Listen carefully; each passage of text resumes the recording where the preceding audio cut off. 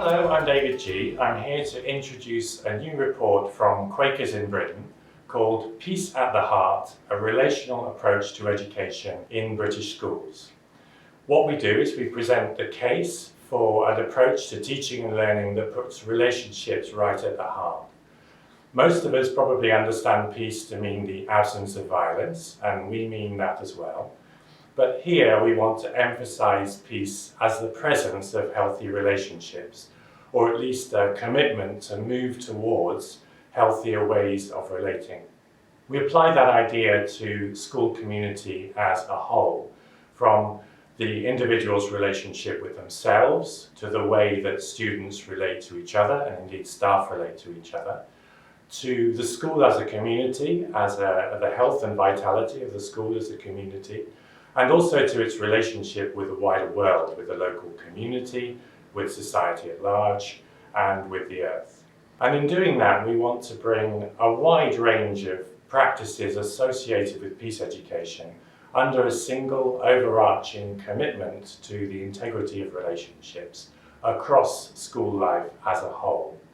So, for example, practices that support young people to develop their self-awareness, their self-belief, their emotional literacy, practices that support young people to learn collaboratively together and to handle conflicts well when they arise, practices that cultivate the school as a healthy, vital community, a place that is welcoming and where students and staff want to be, and also practices that support young people to develop their critical thinking, their political awareness, their social concern.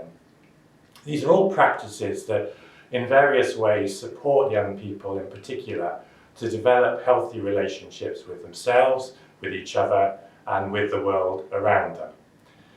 We look at the evidential basis for this kind of approach to education, and we find benefits extending in three directions.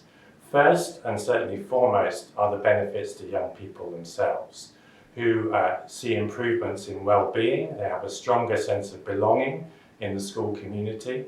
They're more engaged as learners as well, and they suffer less bullying and harassment while at school.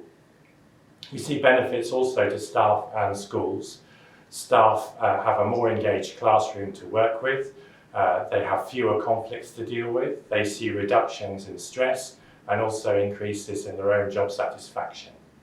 And of course we see benefits to society as a whole as young people make the transition through to adulthood, through adolescence to adulthood, as more critically aware, more politically engaged, more socially concerned, and better able to take their own share of responsibility for our common future. We're not pretending that peace education is a magic wand. Schools and young people are going to face many struggles and challenges that a troubled society brings to the school gates every morning. But what we do see is that it is possible for schools to move towards becoming places that are safer, that are more inclusive, more welcoming, that are, at the end of the day, more effective communities of learning. So that's a summary of the report. Join us to find out more on the 11th of May. Join the discussion, meet some people who are actually doing this work. We look forward to seeing you there.